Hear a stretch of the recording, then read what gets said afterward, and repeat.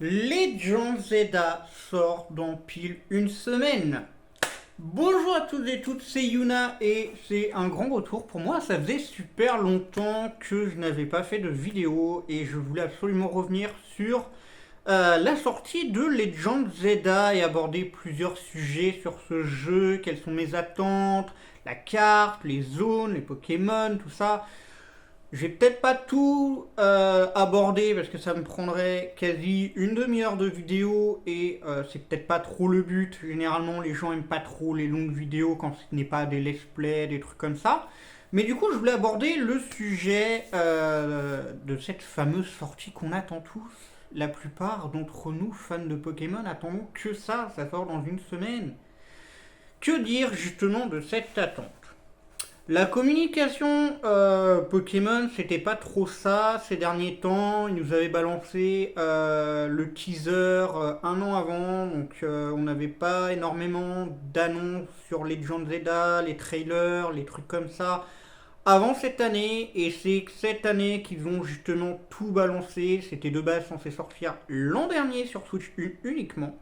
Mais avec l'arrivée de la Switch 2, ça a tout chamboulé. De base, c'était censé sortir aussi en hiver et finalement, ils ont avancé la date. Point positif, vu qu'on est en automne et ça sort le 16. Donc, c'est pas spécialement l'hiver, mais bon. Voilà, c'est pas plus mal. Alors, maintenant, on va éviter les sujets à rallonge, les trucs comme ça. Quelles sont mes attentes par rapport à ce jeu? C'est assez simple. Moi, je suis méga hype. C'est un jeu de la sixième génération, un jeu de fin de neuvième et un avant-goût de la dixième. Voilà, ça fait quand même un petit mélange, non? Euh, voilà. Donc, oula, je suis dans mon salon, ne vous inquiétez pas pour la déco. Il y a des manettes PS5 derrière, je fais plein de trucs. Je fais du rangement, bref. C'est pas le rapport, c'est pas le sujet, rien à foutre, c'est pas grave. On continue. Du coup, j'ai fait peur à mon chat, c'est pas grave. Mais du coup, mes attentes par rapport à ce jeu, comme c'est un jeu de sixième génération, j'en attends déjà énormément, sachant que l'année prochaine c'est les 30 ans et il y aura très certainement la 10G et non pas le remake 5G, mais ça je vais en revenir justement au cours de la vidéo. Euh, la méga évolution, déjà j'en attends déjà pas mal, pas toutes ont été révélées. J'ai une liste parmi les leaks, je ne spoilerai pas, je raconterai pas qui aura le droit à une méga évolution ou quoi que ce soit. Il est censé y en avoir 26, 27 nouvelles, sans compter ceux qui sont prévus dans les DLC, machin, que ça va rajouter. Voilà, c'est tout. Je peux juste dire ça. Par rapport au gameplay, je m'attends à retrouver des personnages emblématiques. Déjà, on sait que AZ sera là. Donc si AZ est là, pour moi, il y aura Lisandre. Sachant que le nouveau prof de Legend Zelda, pour ceux qui n'ont pas spécialement vu les teasers, les trailers, tout ça, ce sera une ancienne membre de la Team Flare. Ce sera Myosotis. Myosotis, je ne sais pas comment vous prononcez. Normalement, ça se dit Myosotis, enfin, bref, Sotis, ouais, bref.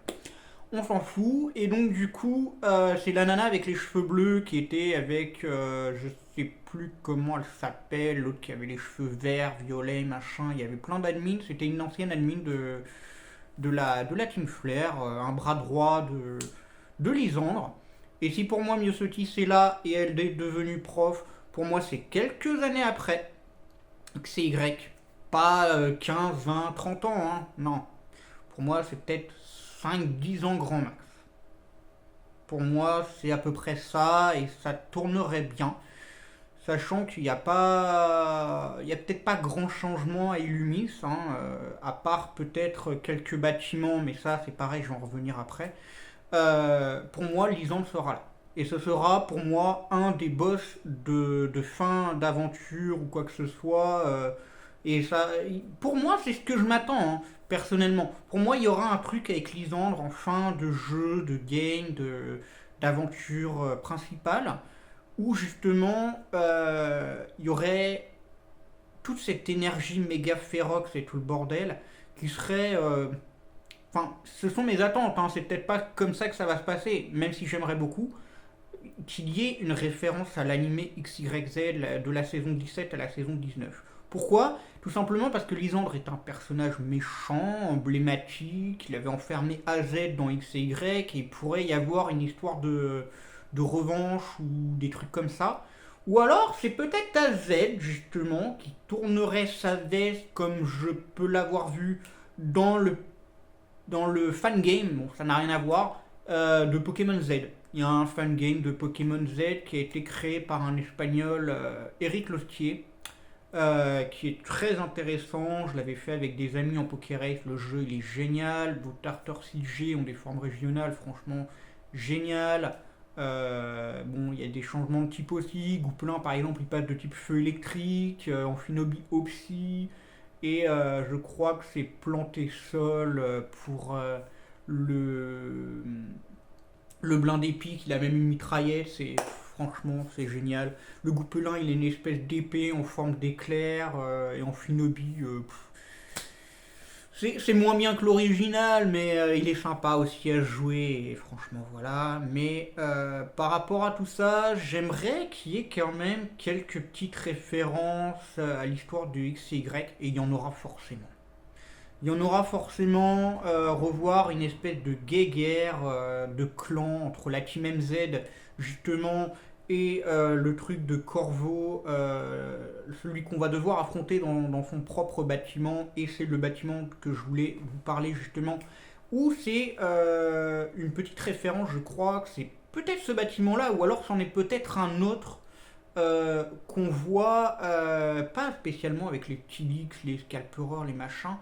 C'est peut-être un autre bâtiment, c'est moi qui fais erreur. C'est peut-être un restaurant ou alors là où on devra combattre à un moment donné, parce que je l'ai vu dans un teaser. Et HDVEE, c'est une chaîne anglaise que je vous recommande d'ailleurs. Ça parle pas mal des leaks. Attention toutefois, certains leaks, il les reprend de chez 4chan, et 4chan c'est pas du tout fiable.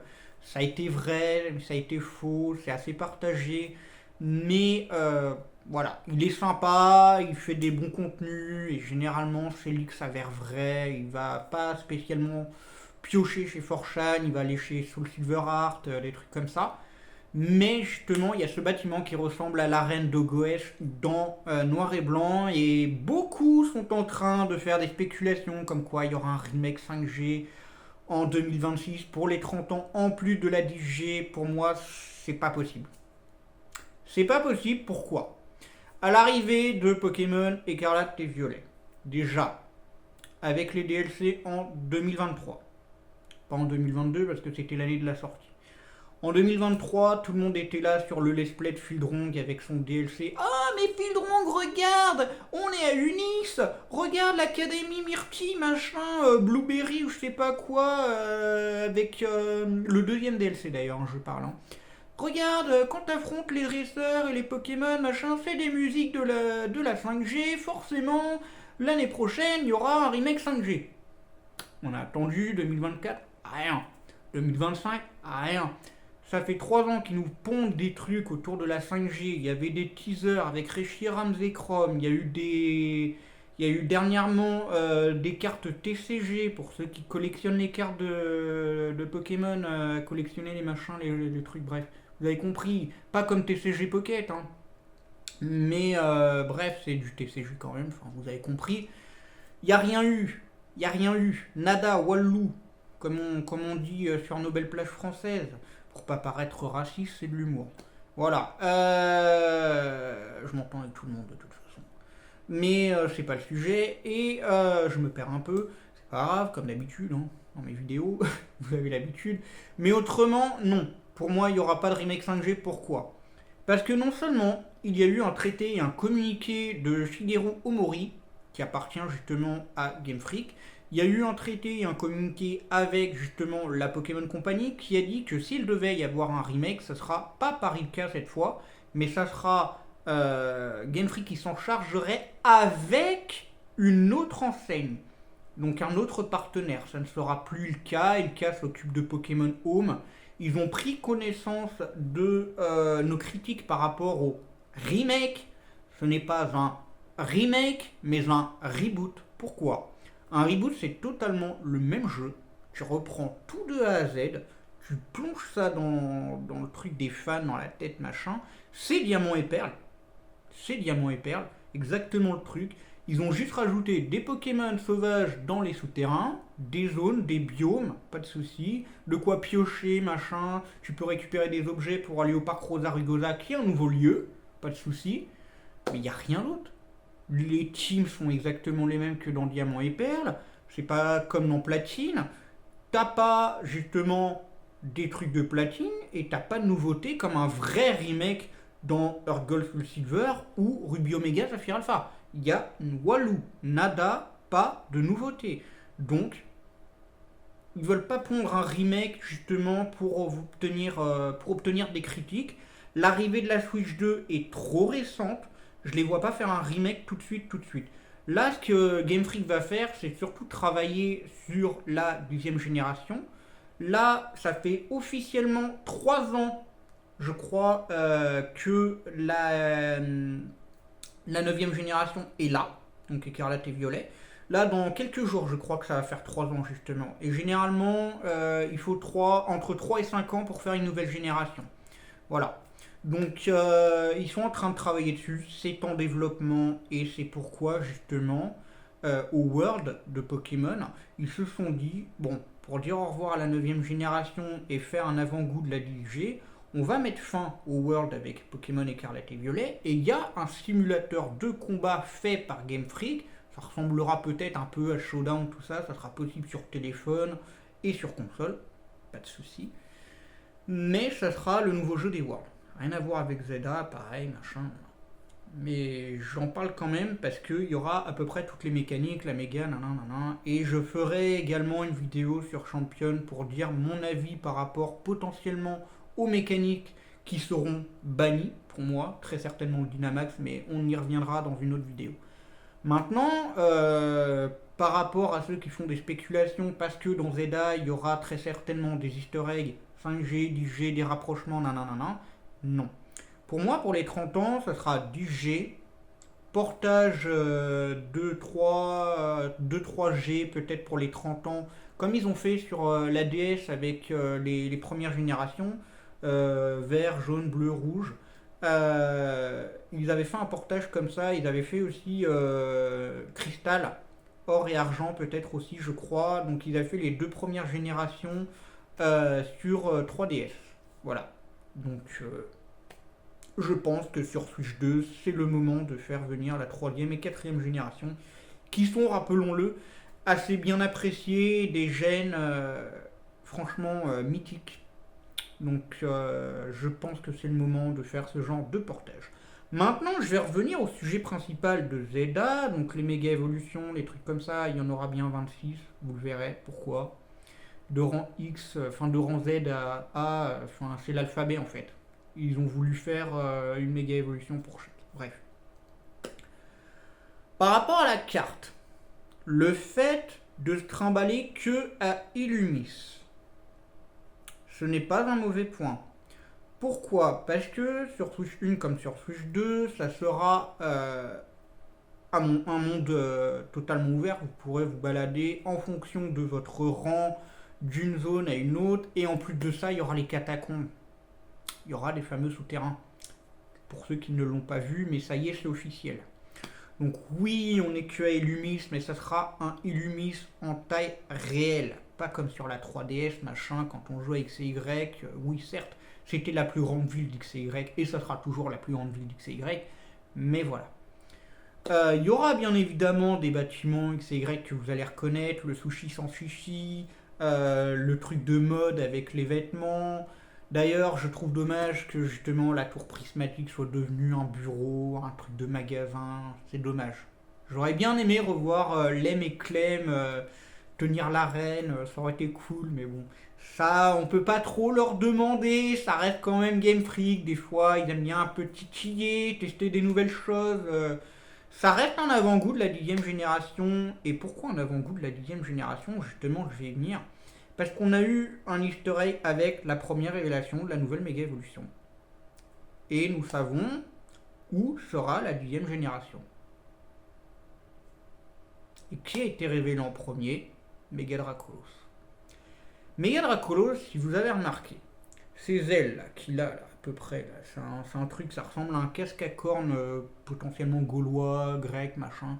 Mais justement, c'est une référence au messager d'Hermès, qui est justement le messager des dieux grecs. Donc, c'est pas le messager d'Hermès, c'est Hermès le messager des dieux, pardon, je me corrige. Mais c'est un easter egg à la 10e génération qui, d'après les spéculations, s'appellerait Wind and Wave, je sais pas comment que ça se prononce, donc vent et vague. Et justement, ça serait un avant-goût par rapport au nom exactement. Et de toute façon, le nom de code de la 10e génération, c'est Gaïa. Voilà. Gaïa qui a été aussi bien grec qu'utilisé par César. Et là, vous me direz, mais non, c'est pas vrai, Yuna, tu dis n'importe quoi. Gaïa, c'est uniquement grec, c'est pas gallo-romain, enfin, c'est pas romain du tout, pardon. Ça n'a jamais été employé par César, machin, non, non. Si. Si. Suffit de s'instruire un peu et connaître un minimum l'histoire. Si Gaïa a été une fois employé par César et tout le monde pensait, ouah, c'est potentiellement l'Italie. Pourquoi? Parce que dans Écarlate et Violet, pareil, il y a une tour à un moment donné où vous ne pouvez pas monter, où justement il y a des tours où vous pouvez récupérer des coffres de Mordu d'or pour pouvoir faire évoluer votre Mordu d'or en gros magot, Golden Go, comme souvent les gens l'appellent, jouant à Showdown en anglais. Eh bien, c'est la seule tour où on ne peut pas y aller. Pourquoi? Parce qu'elle est penchée. Et justement, j'ai un ami qui me disait, mais tu vas voir, Yuna, la 10G, c'est en Italie, parce qu'il y a une référence à la tour de Pise. Il est vrai. Il est vrai. Il y a des restaurants italiens aussi. Il est vrai, dans Écarlate et Violet. Mais non. Mais non. Non. Il y a énormément d'eau.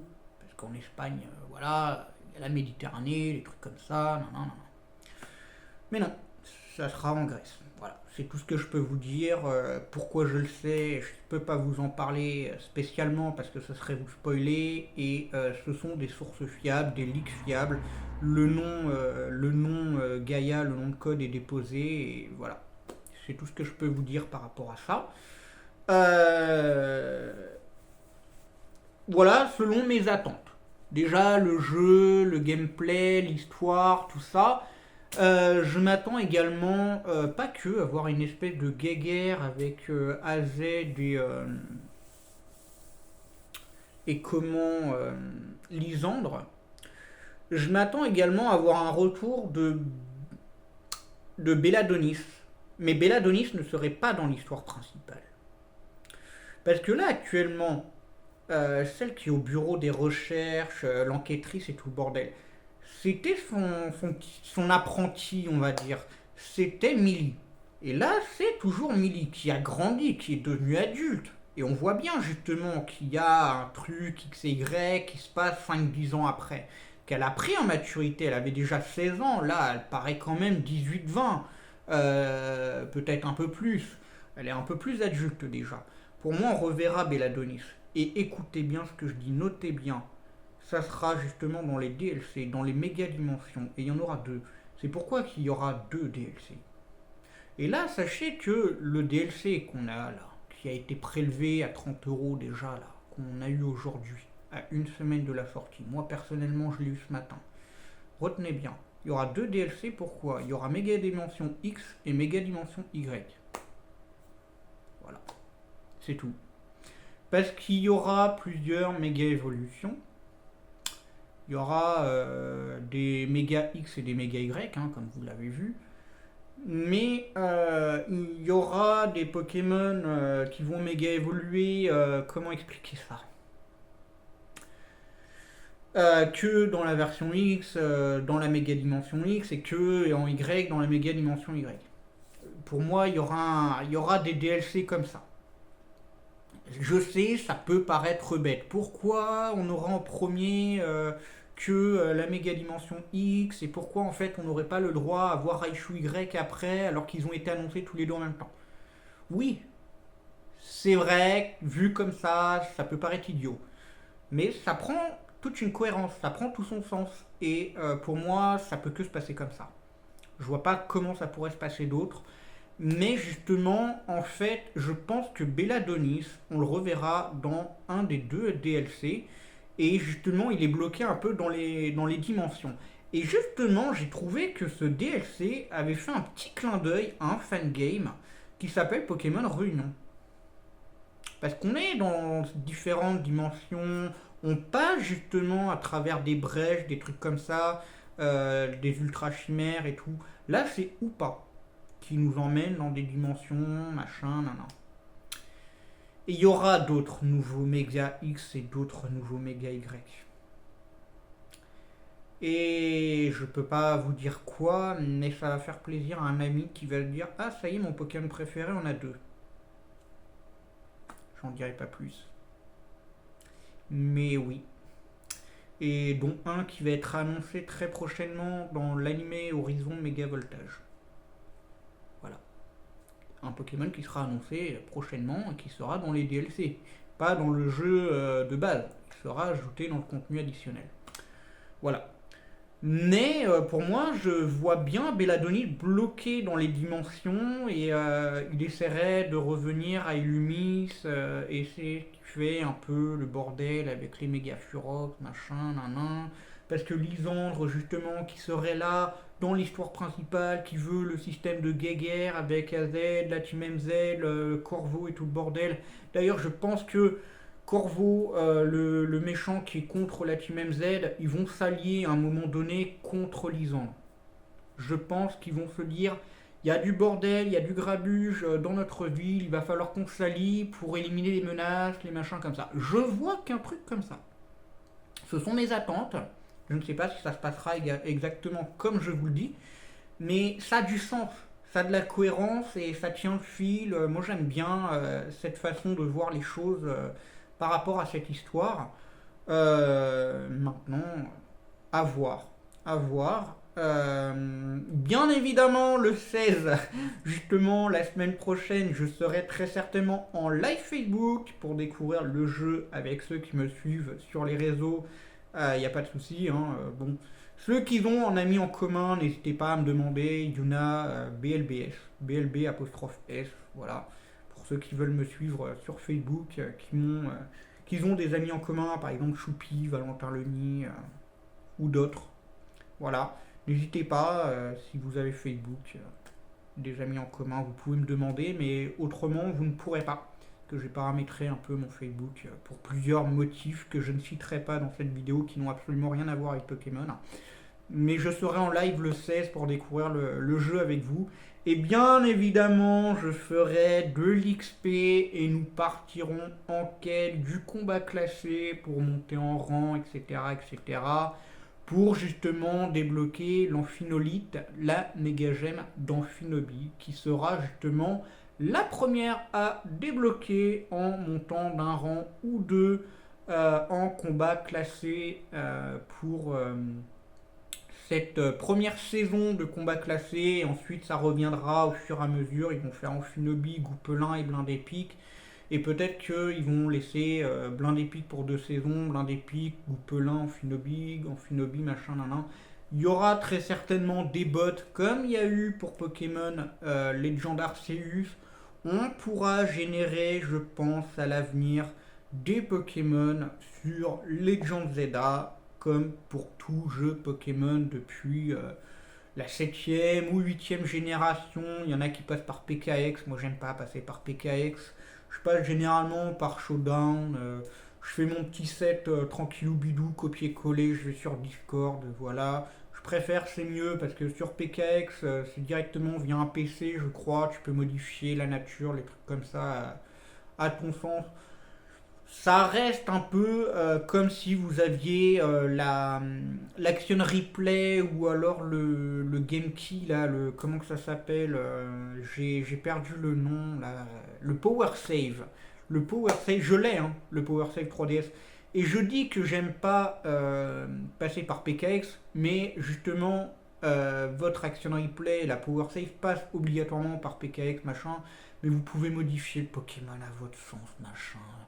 Encore pire que quand vous êtes sur Showdown, modifier Terra, des trucs comme ça, alors que votre Pokémon est déjà généré, hein, vous pouvez continuer de le modifier, enfin... avec des codes, quoi. C'est pas pour moi. C'est tricher dans la triche.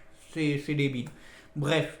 Mais autrement, du coup, je vous ai parlé un peu de la méga évolution, mes attentes, que j'attends de l'histoire, ce que j'aimerais avoir dans l'histoire. Je pense également que dans l'histoire principale, il y a un traître.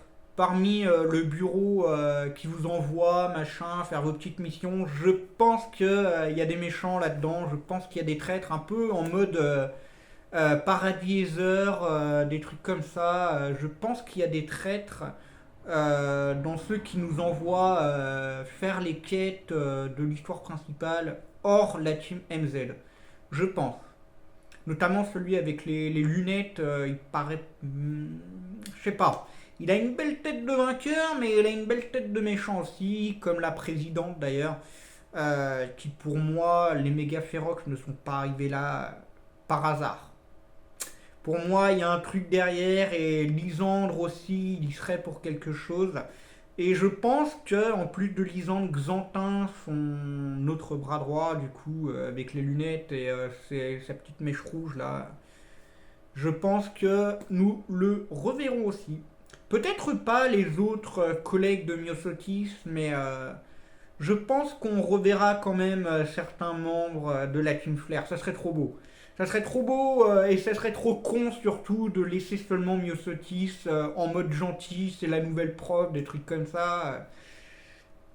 Et ne pas avoir comment les autres. Non, c'est pas possible. Pour moi, ils y seront et j'aimerais également avoir Kalem et Serena, mais c'est pas possible. Je pense pas qu'ils seraient là. Et ça serait très très beau, ça serait tellement beau. Et voilà. Après, dernier point que je souhaitais aborder avec vous, c'est par rapport à Myosotis justement. Je pense qu'ils vont faire un truc en rapport avec X et Y, je vais y arriver, 1, 2, 3. En plus, c'est mon jeu préféré, donc doucement quand même, respect. Euh, Quand on arrive dans le laboratoire de Platane, il nous donne le jet des starters première génération.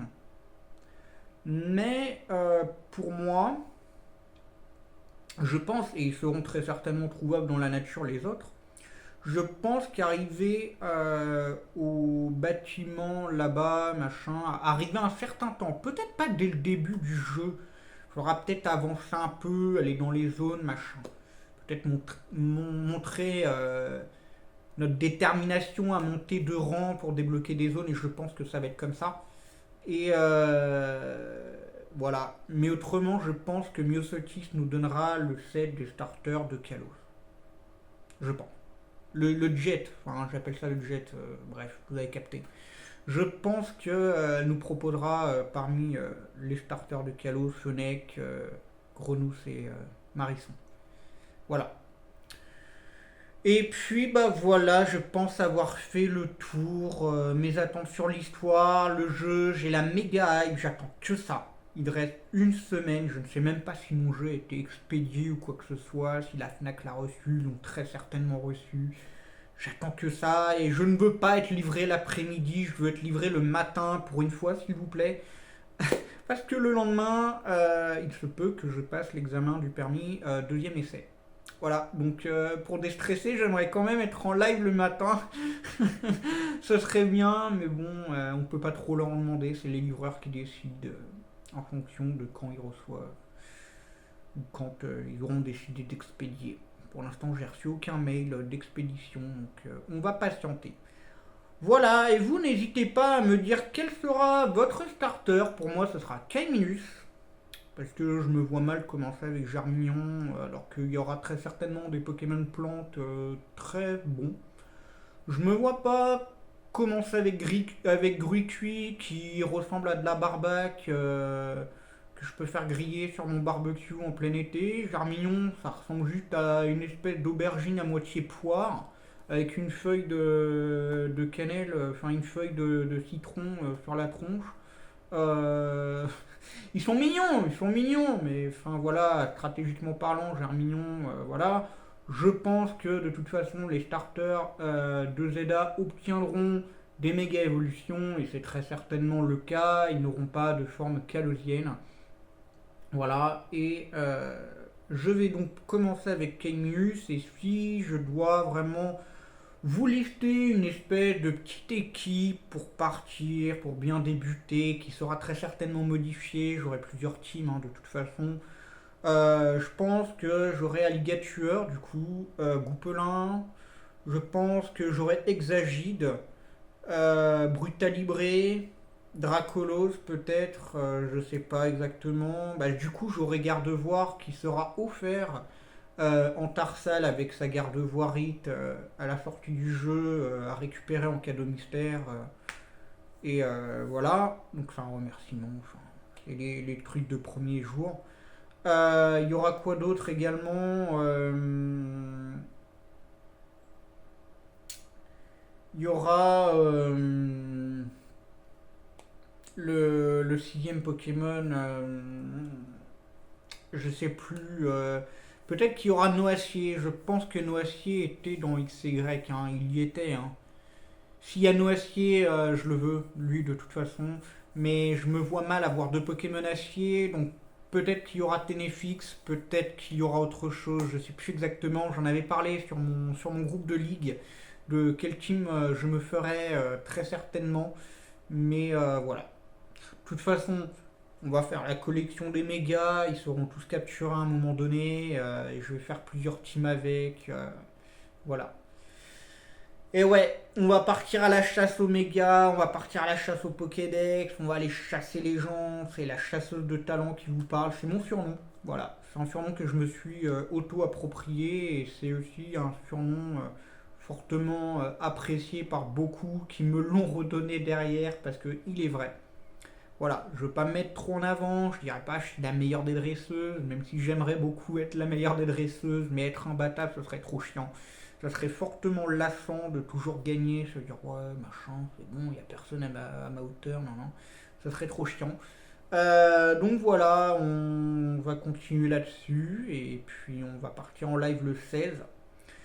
N'hésitez pas à me dire vos équipes, sur qui vous partez, le starter, qu'est-ce que vous attendez de ce jeu, vos spéculations, vos théories, vos rumeurs par rapport à l'avenir de Pokémon, par rapport à cette franchise, par rapport au jeu, qu'est-ce que vous attendez exactement, l'histoire, le gameplay, le DLC, qu'est-ce que vous verrez bien dans le jeu, les zones, comment que ça va se passer, montée de rang, comment que ça va se passer.